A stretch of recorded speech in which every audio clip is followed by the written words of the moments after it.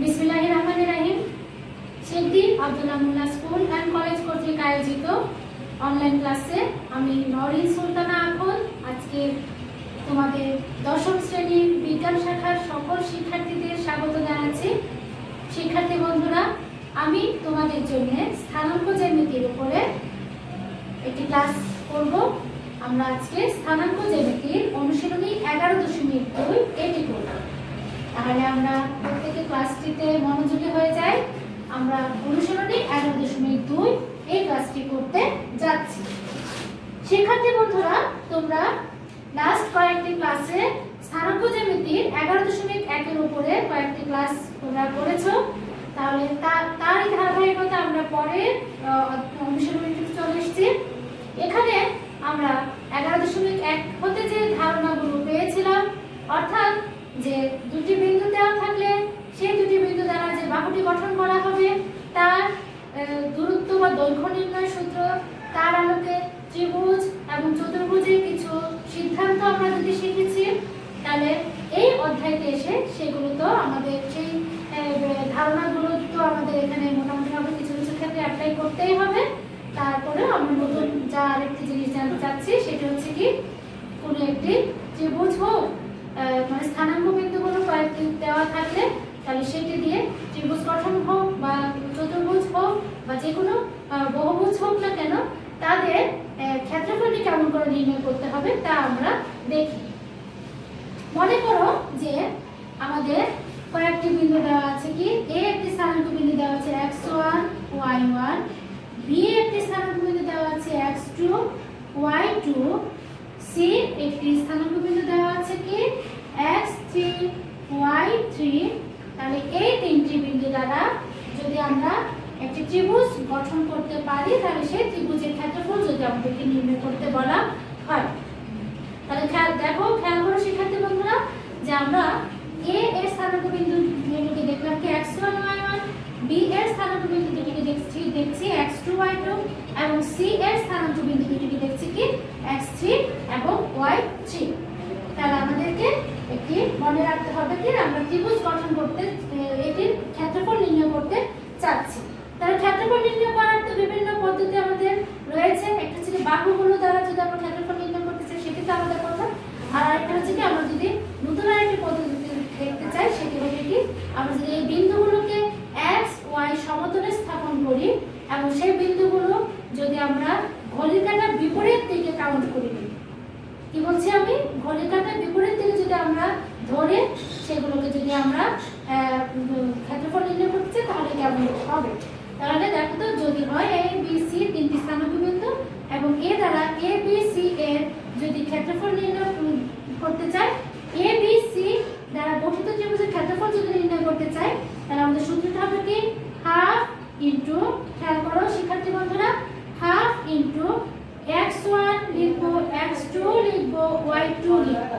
খেয়াল করো আমরা কি বলছি, x1 x2 x3। তাহলে আমাদের x1 x2 x3 ছিল, সব লিখে ফেললাম। তাহলে আবারও আমরা কি লিখবো, x1 দ্বারা এটিকে শেষ করব। এটা হচ্ছে উপরের পোরশনের কাজ। এবার নিচের পোরশনে আমরা y এর মানগুলোকে বসাচ্ছি। তাহলে y1 y2 y3, তারপর আবার প্রথমটি চলে আসবে কি y1। তাই তো স্টুডেন্টস, আমি আবারও বলছি, আমাদের a b c যদি আমরা xy সমতলে বসাই এবং সেগুলোকে ঘড়ির কাঁটার বিপরীত দিকে কল্পনা করে তাহলে তার ক্ষেত্রফলটি নির্ণয় করতে চাইছি, তাহলে half into x1 x2 x3 এবং ক্রস করব কি দিয়ে, x1 দিয়ে, এবং নিচের পোরশনে কি y1 y2 y3 এবং ক্রস করব কি দিয়ে y1 দিয়ে। তাহলে এই স্থানাঙ্ক বিন্দুগুলো মনে করে আমরা বসিয়ে দিলাম। এবার আমাদের যে কাজটি হবে সেটি হবে কি, আমরা মূলত কিভাবে কাজগুলো করব। খেয়াল করো, এই উপর থেকে x1 থেকে x2 এর দিকে আমাদের একটি গুণের রিলেশন আসবে, তারপর x2 থেকে y2 এর দিকে একটি গুণের রিলেশন আসবে, তারপর x3 থেকে y এর দিকে একটি গুণের রিলেশন আসবে। তাহলে এগুলোকে আমরা একটু লিখে নিচ্ছি, x1 y2। খেয়াল করো, এটি লেখার পরে তার পরের যে গুণটি আমরা লিখবো তার জন্য মাঝখানে একটি প্লাস সাইন চলে আসবে। তারপরে আমি আবার দেখাচ্ছি এরপরে গুণের রিলেশনটি দেখানোর জন্য মাঝখানে আমি আবার কি দিব, একটি প্লাস সাইন দিয়ে দিব। তাহলে আমাদের এখানে কত হবে, x3y1। এটি তো আমরা করলাম, করার পরে এবার আমরা আবার উল্টে যাব, তাই তো। এবার কি হবে, y1 এর সাথে x2 এর গুণের সম্পর্ক, y2 এর সাথে x3 এর গুণের সম্পর্ক এবং y3 এর সঙ্গে x1 এর গুণের সম্পর্ক। কিন্তু আমরা একটি ব্যাপার খেয়াল করব যে এতক্ষণ পর্যন্ত যেভাবে আমরা আগাচ্ছিলাম এবার ঠিক তার বিপরীত ভাবে কিন্তু আমরা অথবা বিপরীত দিকে আমরা আগাচ্ছি। তাহলে নিশ্চয়ই আমাদের এখানে গাণিতিক চিহ্নটিও পরিবর্তন হয়ে যাবে। অর্থাৎ এতক্ষণ ছিল আমাদের প্রত্যেকটি গুণের রিলেশনের মাঝখানে প্লাস চিহ্নটি ছিল, এবার আমাদের কি নিয়ে আসতে হবে, মাইনাস চিহ্ন বা সাইনটি নিয়ে আসতে হবে। তাহলে যেহেতু উল্টে যাচ্ছে তাহলে আমরা এখানে কি আসবো, মাইনাস নিয়ে আসবো। তাহলে আমরা এভাবে কি লিখবো, x2y1 লিখে দিচ্ছি, x2y1 minus x3y2 x3y2 minus x1 into y3 x1 into y3, তাই তো। তাহলে দেখো প্রত্যেকটি মান আমরা বসিয়ে নিয়েছি, তারপর আমরা আমাদের ক্যালকুলেশন করে যাব, তারপরে আমরা মানটি মূলত বের করে নিতে পারবো। তাহলে স্টুডেন্টস চলো আমরা এই সূত্রগুলো দিয়ে আমরা দেখি কেমন করে প্রবলেম সলভ করতে হয়। আমি প্রথমে তোমাদের টেস্ট বইয়ের অর্থাৎ অনুশীলনী 11.2 এর 1 নম্বর প্রশ্নটি তোমাদের জন্য উপস্থাপন করছি, তোমরা প্রত্যেকেই খেয়াল করো।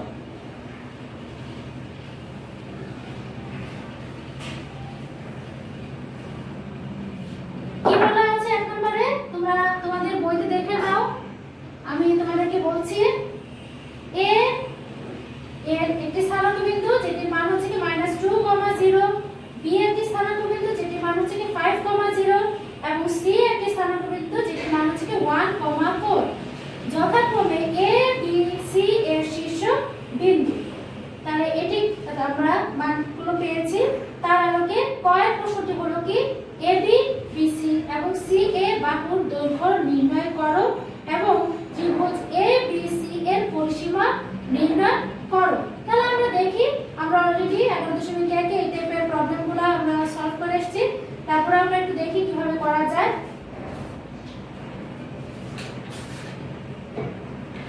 তারপর স্টুডেন্টস আমাদের 1 নম্বরে কি দেওয়া আছে করতে আমরা একটি উপস্থাপন করে নিতে পারি যে দেওয়া আছে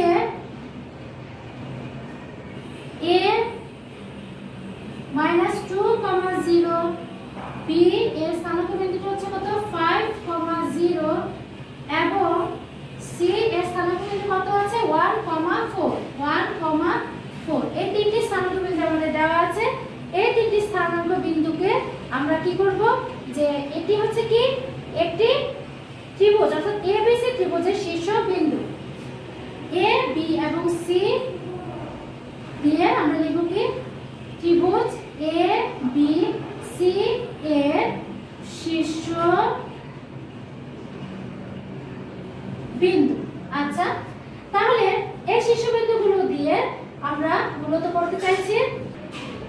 হ্যাঁ, তারপর শিক্ষার্থীরা আমি তোমাদেরকে দেখিয়েছিলাম কি যে এই xy সমতলে আমরা বিন্দুগুলোকে কিন্তু আমরা অবস্থানগুলো দেখাবো। এটা হচ্ছে কি x ও x প্রাইম, y ও y প্রাইম। আমরা ছোট ছোট বর্গাকার ঘরগুলোকেও যদি আমরা এখানে একটু কল্পনা করে নেই তাহলে আমরা মানগুলো বসাতে পারবো সহজেই।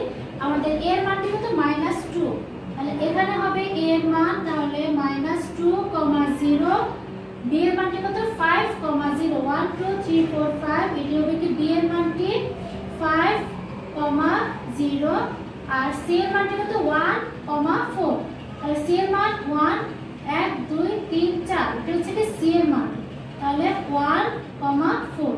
এবার আমরা যোগ করে দিচ্ছি a, c এবং b, c যোগ করে দিলাম এবং a আর b তে অক্ষের উপরেই আছে। তাহলে দেখো খেয়াল করে এটা ত্রিভুজ গঠিত হলো। তাহলে এই a b c কি abc ত্রিভুজের তিনটি শীর্ষ বিন্দু।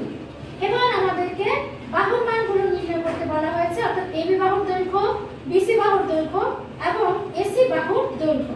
তাহলে আমরা তাই করে দিচ্ছি। তাহলে এখন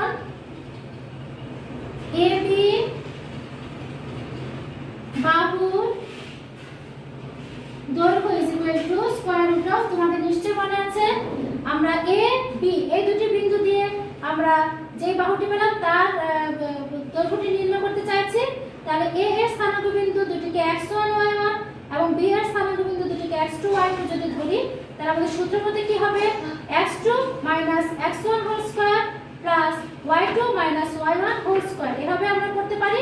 অথবা x1 x2 whole square plus y1 y2 whole square, এভাবে কিন্তু আমরা বের করে নিতে পারি। তাহলে আমরা x2 দিয়ে করছি 5 মাইনাস এর প্লাস এর 2 হোল স্কয়ার প্লাস y2 এর মান কত 0 মাইনাস y1 এর মান 0 হোল স্কয়ার, এখানে আমরা একক দিচ্ছি ইজ ইকুয়াল টু পরের ধাপে আসো 7 স্কয়ার একক।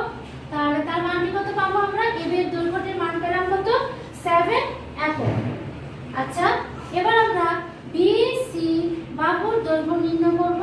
তাহলে x1 y1 x2 y2 যদি আমরা এভাবে যদি কাউন্ট করি, তাহলে স্কয়ার রুট অফ x এর মান কত x এর মান হচ্ছে 1, তাহলে 1 minus 5 whole square plus y2 এর মান হলো কত 4 মাইনাস 0 হোল স্কয়ার একক। তাহলে ইজ ইকুয়াল টু খেয়াল করে দেখো -4 হোল স্কয়ার প্লাস 4 স্কয়ার একক। তাহলে আমরা কি করতে পারি 16 প্লাস 16 একক ইজ ইকুয়াল টু কত 32। স্টুডেন্টস খেয়াল করো এটির মানটি আমরা কত পেলাম 32। তাহলে স্কয়ার রুট অফ 32 এর মানটি কত হবে, আমরা জানি কি 16 দুগুণে 32, তাহলে 16 টাকে যদি স্কয়ার রুটের বাইরে নিয়ে আসি তাহলে তার মানটি আমরা পাবো কত ইজ ইকুয়াল টু 4√2 একক। তাহলে আমরা এব এর মানটি পেলাম 7 একক, বিসি এর মানটি পেলাম কত 4√2 একক। এবার আমরা এসি এর মানটি নির্ণয় করতে চাইছি। তাহলে এখন যদি আমরা এসি বাহুটির মান নির্ণয় করতে যাই, তাহলে দেখি কেমন করে আমরা পারি বা কেমন মানটি আসে। তাহলে আমাদের মানটি কত হবে এসি বাহুর দৈর্ঘ্য স্কয়ার রুট অফ এসি। তাহলে x1 y1 x2 y2 যদি হয় তাহলে 1 plus 2 whole square plus 4 minus 0 whole square, তাহলে ইজ ইকুয়াল টু কত 3 স্কয়ার প্লাস 4 স্কয়ার একক ইজ ইকুয়াল টু তাহলে 9 প্লাস 16 একক। তাহলে আমরা পরের ধাপে যাই।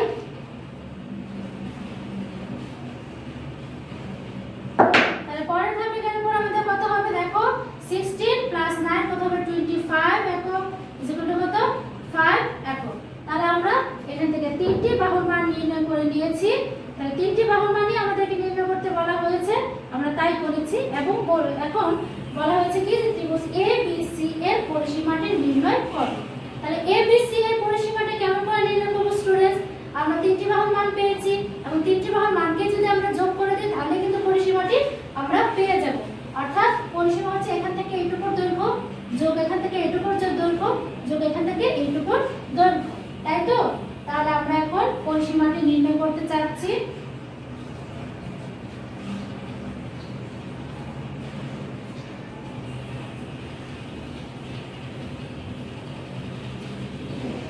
দেখো শিক্ষার্থী বন্ধুরা, তাহলে সুতরাং ত্রিভুজ ABC এর পরিসীমা, মানে ত্রিভুজ ABC এর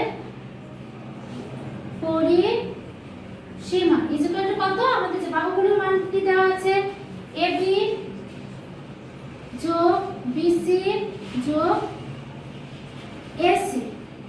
তাহলে আমরা বলতে পারি কি AB বাহুটির মান আমরা পেয়েছিলাম কত স্টুডেন্টস 7 একক। তাহলে আমরা 7 দিচ্ছি প্লাস BC বাহুটির মান আমরা পেয়েছিলাম কত 4√2 একক। তাহলে 4√2 দিচ্ছি প্লাস AC বাহুটির মান আমরা কত পেয়েছিলাম 5 একক। তাহলে আমরা মানটি বসিয়ে দিলাম ইজ ইকুয়াল টু, এবার আমরা ক্যালকুলেশন করি 7 প্লাস 5 কত হবে 12 প্লাস 4√2। তাহলে এই পর্যায়ে এসে আমরা পৌঁছেছি। তাহলে আমরা প্রত্যেকটিকে আমরা একক দিয়ে নিতে পারি, আমরা তাই দিলাম। তাহলে স্টুডেন্টস খেয়াল করো আমাদের যে মানগুলো দেওয়া ছিল সেখান থেকে আমরা বাহুর তিনটি মান বের করে তার সেই মানগুলো দিয়ে আমরা ত্রিভুজটির পরিসীমাটি নির্ণয় করতে পেরেছি। এবার পরবর্তী অংশে যেটি আছে কি ত্রিভুজটির ক্ষেত্রফল নির্ণয় করতে বলা হয়েছে। তাহলে এই যে ক্ষেত্রফল নির্ণয় করতে বলা হয়েছে আমরা দুটি ধাপে আমরা বের করতে পারি। হয় আমরা ত্রিভুজটির যে বাহুগুলো দেওয়া ছিল সেই বাহুগুলোর আলোকে আমরা বের করে নিতে পারি। তোমরা দেখতে পেয়েছো যে ত্রিভুজটির তিনটি বাহুর মান 3 ধরনের। তাহলে ত্রিভুজটি কি? একটি বিষম বাহু ত্রিভুজ। তাহলে বিষম বাহু ত্রিভুজের ক্ষেত্রফল নির্ণয়ের সূত্রটি কি সেটি আমরা জানি। সেটা হচ্ছে কি square root of s * s - a * s - b * s - c, যেখানে কিনা a b c যথাক্রমে তিনটি বাহুর মান আমরা ধরে নেই, আর s হচ্ছে কি অর্ধ পরিসীমা। আমরা যে পরিসীমাটি পাই ত্রিভুজটির সেই পরিসীমাটিকে যদি 2 দ্বারা ভাগ করে যে মানটি পাবো, তাহলে সেটি মানটি আমরা বসিয়ে আমরা এই ত্রিভুজটির ক্ষেত্রফলটি নির্ণয় করতে পারি। আর এবার আমরা যে কিছুক্ষণ একদম ক্লাসের শুরুতেই যে ক্ষেত্রফল নির্ণয়ের আরেকটি সূত্র আমরা দেখেছিলাম, ঘড়ি কাঁটার বিপরীত দিকে নিয়ে স্থানাঙ্ক বিন্দুগুলোকে, তাহলে তার আলোকে ক্ষেত্রফল আমরা নির্ণয় করতে পারি। আমি পরের ধাপটি তোমাদেরকে দেখাচ্ছি, তোমরা একটু খেয়াল করো প্রত্যেকে। তোমাদের যেটি পছন্দ সেটি তোমরা করতে পারো, অথবা তোমাদেরকে যদি বলা হয় প্রশ্নের মধ্যে যে বিন্দুগুলোকে ঘড়ি কাঁটার বিপরীত দিকে নিয়ে তোমরা তার ক্ষেত্রফল নির্ণয় করো, তাহলে এখন আমরা যেটিকে দেখাচ্ছি সেটি তোমরা করে নিবে।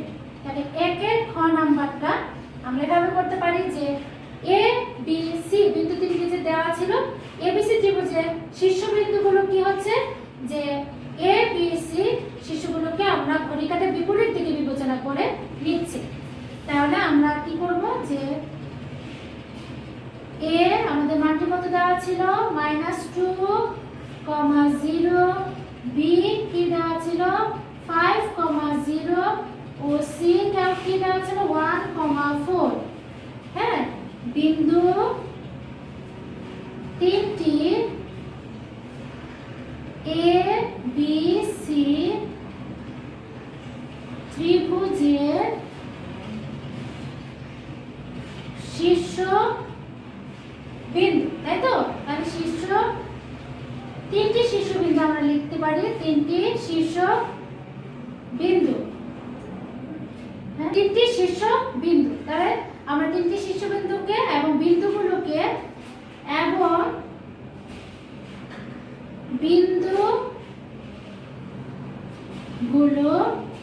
ঘড়ি কাঁটার বিপরীত দিকে বিবেচনা করে, বিন্দুগুলো ঘড়ির কাঁটার বিপরীতে বিবেচনা করে ত্রিভুজ এ বি সি এর ক্ষেত্রফল আমাদের সূত্র মতো তো হাফ আসবে ইনটু, আমি তোমাদেরকে দেখিয়েছিলাম প্রথমে এ বি সি দিয়ে তোমাদেরকে আমি দেখিয়েছিলাম। তাহলে আমাদের এখানে এ বি সি তিনটি বিন্দু রয়েছে।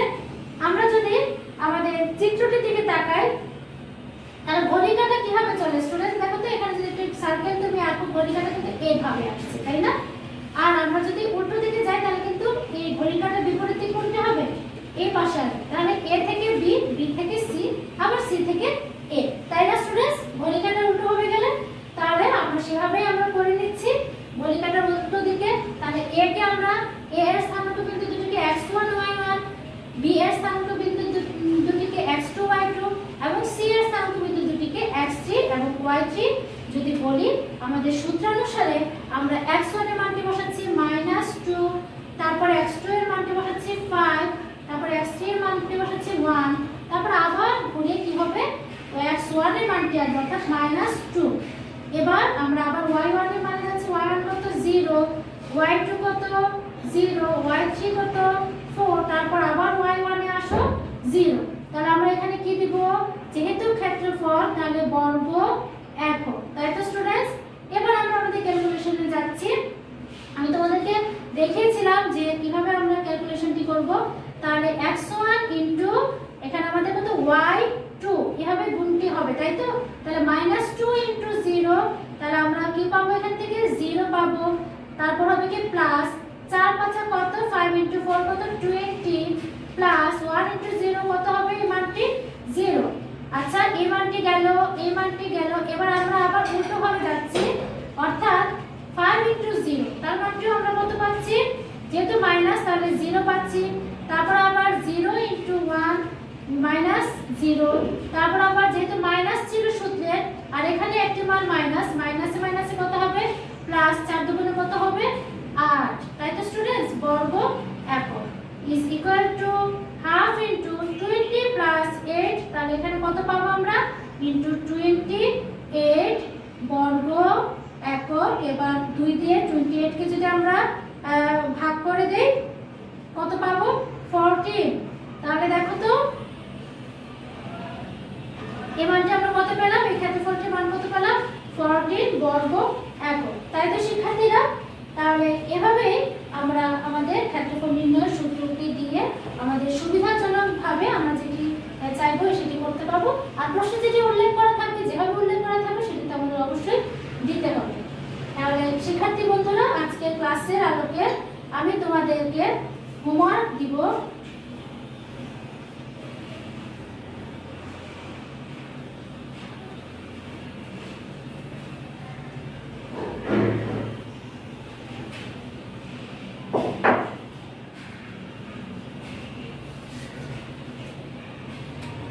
স্টুডেন্টস, তোমরা তোমাদের অনুশীলনী 11.2 এর 1 থেকে 4 নং পর্যন্ত বাসায় প্র্যাকটিস করবে। তাহলে আজকের ক্লাসটি আমি এখানে শেষ করছি। ভালো থেকো প্রত্যেকে।